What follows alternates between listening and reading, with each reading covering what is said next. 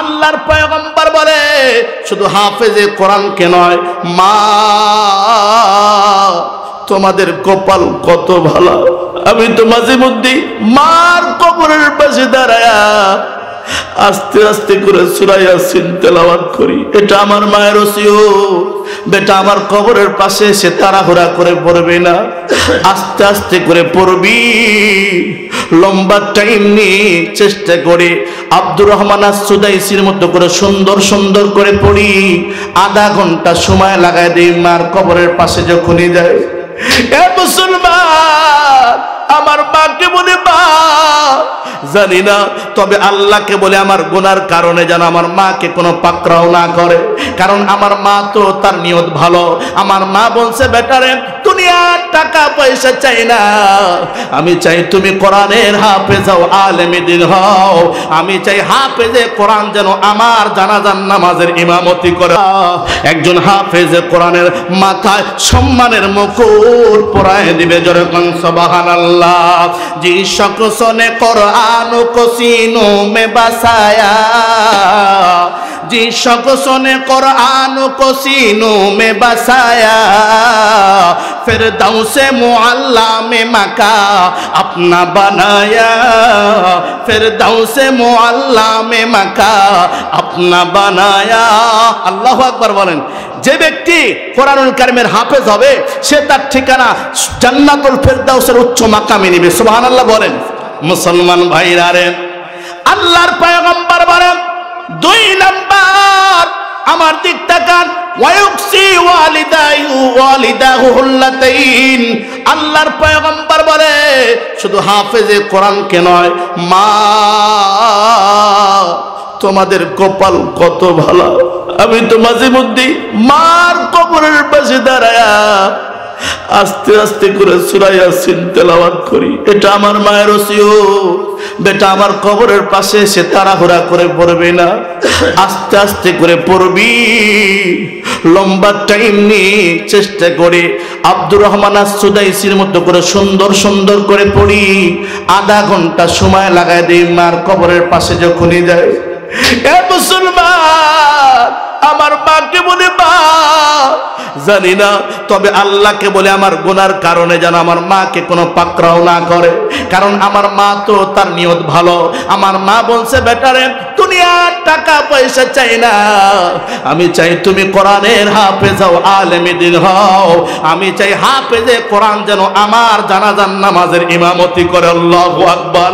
এই জন্য মা তাহফিজুল উম্মাহ ইনস্টিটিউটের ভিতরে হাফেজ আব্দুল আলিম সাহেবের মাদ্রাসার ভিতরে যেই সমস্ত মা বোনেরা আছো, মা তোমাদের মতো কপালওয়ালি মা আর কেউ নেই রে মা। তোমরা তো বড় কপালওয়ালি, তোমরা তো বড় সৌভাগ্যবতী মা। মা তোমাদের সন্তান হাফেজে কোরআন। জানি না মা কার সন্তান হাফেজে কোরআন রে মা, কার সন্তানকে এরকম ভাবে কোন সন্তানকে তাহফিজুল উম্মাহ ইনস্টিটিউটে দিয়েছো রে মা। একটাবার বিশ্ব নবীর হাদিসটা শুনেন। আল্লাহর পয়গম্বর বলেন ওয়াইকসি ওয়ালিদাহুল্লাতাইন। আল্লাহর পয়গম্বর বলেন আল্লাহ পাক হাফেজে কোরআনের মা বাবাকে এমন 2 জোড়া জান্নাতি পোশাক পরিধান করায় দিবে, লা ইয়াকুমু লাহুম আহলুদ দুনিয়া। সিরাজগঞ্জের কোন কোম্পানির মালিক তার দাম নির্ধারণ করতে পারবে না। চেন্নাই কলকাতা থেকে শুরু করে সিঙ্গাপুর, ব্যাংকক, থাইল্যান্ডের কোন শপিং ওয়ালা, কোন মার্কেটিং ওয়ালা, কোন কোম্পানি ওয়ালা এরকম তার দাম নির্ধারণ করতে পারবে না। নবীজি বলেন লা ইয়াকুমু লাহুম আহলুদ দুনিয়া, দুনিয়ার কোন মানুষের দাম দিতে পারবে না। ফায়াকুলানা লাহু, আমার দিকটা কান মা, পর্দার মা বলেন আমার কথাগুলো শুনেন। এ যুবক ভাইরা রে, আপনারা বলবেন আমাদের মা বাবা, পর্দার মায়েরা বলবে আল্লাহ বিমা কুসিনা হাযা, আল্লাহ তুমি আমাদেরকে কেন এত দামি পোশাক পরায় দিলা। সুবহানাল্লাহ বলেন। আমরা তো তেমন দামি ছিলাম না। কেউ বলবে আমি তো রিকশাওয়ালা ছিলাম, কোনো বাবা বলবে আমি তো দুনিয়াদের লোক ছিলাম, এত ভালো কাজ তো আমি করি নাই। আল্লাহর পয়গম্বর বলে সঙ্গে সঙ্গে আওয়াজ দিবে ফায়ুকালু বিআখজি ওয়ালাদিকুমাল কুরআন। আল্লাহর পয়গম্বর বলে তাকে বলা হবে তোমার সন্তান তোমাদের সন্তানরা কোরআনুল কারীমকে আঁকড়ে ধরেছিল, কোরআনের হাফেজ হয়েছিল, কোরআনের আহাল হয়েছিল, যার কারণে তোমাদেরকে সম্মানিত করা হইল। যেরকম সুবহানাল্লাহ। যে শখস কি औलादे हुई हाफिज़े कुरान, जी शख्स की औलादे हुई हाफिज़े कुरान, माशर में मिलेगा उसे ताजिदे रुखसार, माशर में मिलेगा उसे ताजिदे रुखसार। আমার দিক তাকান, কথা শেষ। আল্লামা কবি বলেন, দেখেন কবি বলেন, যে ব্যক্তির সন্তান, যেই পিতামাতার সন্তান হাফেজে কোরআন হইছে, কি হইছে? হাফেজে কোরআন হইছে, মাহশার মে মিলেগা উসে তাজিদুর রুখসার। তা কিয়ামতের আদালতে হাসরের ময়দানে তাদের মাথা থেকে শুরু করে একটা জান্নাতি মুকুট থেকে শুরু করে জান্নাতি পোশাক পরানো হবে। সুবহানাল্লাহ বলেন। 10 আহলে জাহান্নাম কি সুপারিশ ও করেগা, 10 আহলে জাহান্নাম কি সুপারিশ ও করেগা, ইউ কাবিলে সদরশ কে হর হামিলে কুরআন, 10 আহলে জাহান্নাম কি সুপারিশ ও করেগা, ফিরদাউসে মিলে করওনে সাথ চলেগা। আল্লাহু আকবার বলেন। একজন হাফেজে কোরআন 10 জন এমন ব্যক্তিকে সুপারিশ করে জান্নাতি বানাবে। ওয়াজাবাত লাহুন নার, কুল্লুহুম কদ ওয়াজাবাত লাহুন নার, যাদের তাকদীরে নসিবে জাহান্নাম অবধারিত হয়ে গেছে। আল্লাহু আকবার বলবেন না? এরকম 10 জন ব্যক্তিকে সুপারিশ করে কোথায় নিবে? জান্নাতে নিবে। শুধু নিবে না, বলবেন হুজুর আমাদেরকে থুয়ে উনি কি আগে যাবে নাকি? ফিরদাউসে মিলে করওনে সাথ চলেগা, ফেরদাউসে জান্নাতুল ফেরদাউসে একসাথে লইয়া আপনাদেরকে যাবে। সুবহানাল্লাহ বলেন। 10 নেকিয়া হর হরফ পে পাতা হে মুসলমান, ইউ কাবিলে সদরশ কাহে হর হামিলে কোরআন। প্রতিটা অক্ষরে 10টা করে নেকি আল্লাহ তাআলা লিখে দেয় একমাত্র দুনিয়ার কোরআন ওয়ালাদেরকে। যেরকম সুবহানাল্লাহ। মুসলমান ভাইরা, তাহলে বলুন তো দেখি, আমাদের কি উচিত এরকম আমাদের সন্তানদেরকে এমন মাদ্রাসা দেওয়া? এই বিদ্যান করা আমাদের জন্য উচিত কিনা বলেন তো দেখি? শুধু উচিত না, আমাদের জন্য ফরজে আইন। ফরজে কি? আইন। মুসলমান ভাইরা, এমন কাজ করব না যেই কাজের কারণে আল্লাহ তাআলা আমাদেরকে কঠিন মুসিবতের কালে জাহান্নামের আসামি বানায়। আমি আপনাদেরকে লাস্টে একটা হাদিস বলি। ওলামায়ে কেরাম আছে, জামে তিরমিজির একটা হাদিস, 1376 নাম্বার। কত নাম্বার? 1376 নাম্বার। হযরত আবু হুরায়রা, যে আবু হুরায়রা 57, 58, 59 এই তিনও শক্কের রাবি আর কি, তিনও হিজরতে যে কোনো একটা হিজরতে ইন্তেকাল করেছেন।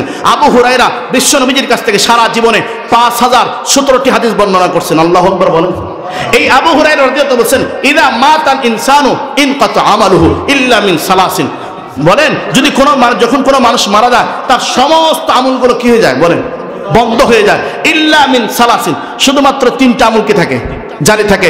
সদকাতুন জারিয়া, 1 নাম্বার সদকা জারিয়া। আপনি কোনো মাদ্রাসা দিলেন, মাদ্রাসা দান করলেন, কোনো মসজিদে দান করলেন, রাস্তা, ব্রিজ, কালভার্ট, মানুষের সেবামূলক কাজ করলেন, চাপকল দিলেন, টিউবওয়েল দিলেন। একটা মাদ্রাসার ছাত্র আছে, দেখেন আপনি অনেকেই আরেকটা জিনিস, অনেকে বোকামি করে। কি করে? এটা হলো জন্নুল মুমিন, বুখারী হাদিস। মুমিনের ধারণা সবসময় ভালো হবে। কি বলেন? ভালো হবে। এখানে প্রাইভেট মাদ্রাসা, কি মাদ্রাসা বলেন? প্রাইভেট মাদ্রাসা। এটা আপনারা আসলে ভিতরগত দেখেন না তো। এখানে প্রাইভেট মাদ্রাসা হলে এমনও বহু ছাত্র আছে, 1 জন না 4, 5 জন, 10 জন বাইর হয়, যাদের মারা খবর নেয় না। কি নেয় না? মাই নাই। আচ্ছা বলেন তো দেখি, যাদের মাই নাই, ঢাকা চলে গেছে না, খুঁড়ে গেছে, সে ছেলে বলতে পারে না, ওই ছেলে নিজেই বলতে পারে না যে তার মা কই আছে, তাহলে তার খরচ দেখে না? বলেন তো দেখি। এটা প্রাইভেট হলে বলেন, এখানে হুজুরেরা ওই যে প্রাইভেট লেখছে তো, এই কিছু মানুষের সমালোচনার কারণে ওগুলো হুজুরেরা ভয় কয় না, বাদ বাকি আল্লাহকে বলে। কাকে? আল্লাহকে। কিন্তু এটা আপনি নিশ্চিত থাকেন, আমাদের কওমি ওলামায়ে কেরাম এরা হলো, সত্য কথা বলতেছি, জাতির একটা সম্পদ। সুবহানাল্লাহ বলে। কসম করে বললো কাফারা দেওয়া লাগবে না। বাইহাকি শরীফের একটা রাওয়ায়াত, 13289 নম্বর হাদিস। নবীজি বলছেন, ইন্না মাসালুল উলামা, ইন্না মাসালুল উলামা ফিল আরদ কামাসালুন নুজুমিন ফিস সামা। ওলামায়ে কেরাম হলো এই জমিনের জন্য আসমানের তারকা রাজি সমতুল্য। ফাইদা তুমিসাতুন নুজুম, আমার দিক তাকান, আওশাকা আন তাদুল্লাল হুদা। খুব খেয়াল করেন, যখন আসমানের তারকা, যারা নবী কাছে না ওই যে জাহাজ চালায়, তো যখন ওরা কি দিয়ে রাস্তা দেখে বলেন তো? গভীর রজনীতে ওই যে তারকা রাজি দেখে, কি দেখে? ওরা বুঝতে পারে এই তারকাটা এই দিক থেকে উঠছে। যদি কোনোদিন তারকারাজি দেখা না যায় অন্ধকারের কারণে, তো নবী পথ হারার কি থাকে, আশঙ্কা থাকে। নবীজি বুঝাইতে চায় এদেশের ওলামায়ে কেরাম যদি না থাকে তাহলে আমরা জান্নাত পর্যন্ত পৌঁছা কি হয়ে যাবো গা, কঠিন হয়ে যাব। বাস্তব কথা, ওলামায়ে কেরাম না থাকলে, এই তাহফিজুল উম্মাহ ইনস্টিটিউটের মতো মাদ্রাসা যদি না থাকতো, আমি আপনার জানতাম না আমি আপনার মা বাবাকে কয় কাফনে কাপড় দিতে হবে, আমি আপনার জানতাম না কিভাবে জানাজার নামাজ পড়াইতে হয়। দেখবেন আপনি তো এখানে দেখতে পারেন নাই, এই তাহফিজুল উম্মাহ ইনস্টিটিউটের মতো আমাদের বহু হাজার লক্ষ কওমি মাদ্রাসা আছে যে মক্তবে ছাত্রদেরকে, ছোট ছোট বাচ্চাদেরকে জানাজার নামাজ কেমনে পড়াইতে হবে, দাফন কেমনে করতে হবে, হ্যাঁ, লাশে কেমনে পরিষ্কার করতে হবে, গোসল দিতে হবে এবং কাপড়ের কাপড় কিভাবে পরাইতে হবে সম্পূর্ণ শেখানো হয়। সুবহানাল্লাহ বলেন। মুসলমান ভাইরা, এই জন্য আমি আপনাদেরকে অনুরোধ করে বলবো, খবরদার কখনো এই ধারণা নেবেন না।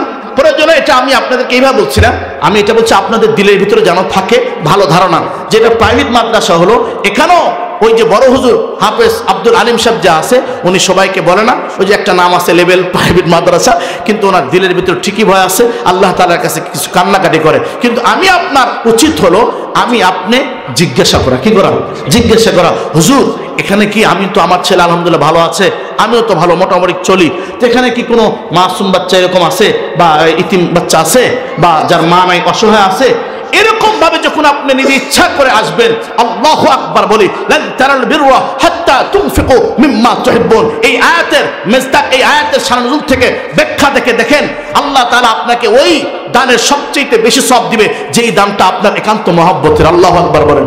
আপনি আগ্রহ নিয়ে করেছেন, আপনি নিজে পছন্দ করে বলেছেন, এমন ভাবে এসে কিছু বাচ্চাকে আপনি কি একটাই মাদ্রাসার কোন বাচ্চাকে এক প্যাকেট আপনি বিস্কুট কিনে দেন, আপনার সন্তানের পাশে আরেকজন সন্তান আছে যে ইতিম, খোঁজ নেন, দেন, আপনার তাআলা আপনার আমলনামা তো আল্লাহ তাআলা কি দিবে, সদকা জারি লিখে দিবে, এই সন্তান পড়তে থাকবে, ঢুলতে থাকবে, আমি আপনার কবরে যাইতে থাকবে। সুবহানাল্লাহ বলেন। নবীজি বলেন দুই নাম্বার আরেকটা হলো কি, ওয়া ইলমুন ইনতাফাউ বিহি, ওই ইলম, ওই জ্ঞান, যেই জ্ঞানের দ্বারা মানুষ উপকৃত হয়েছে। সুবহানাল্লাহ বলেন। মাদ্রাসার হুজুরেরা পড়াইতেছে, যে বড় হুজুরেরা কত ছাত্র তৈরি করতেছে, হ্যাঁ, এই ছাত্ররা আরো ছাত্র পড়াইবে, এগুলো উস্তাদদের কবরে যাইতেই থাকবে। সুবহানাল্লাহ বলেন।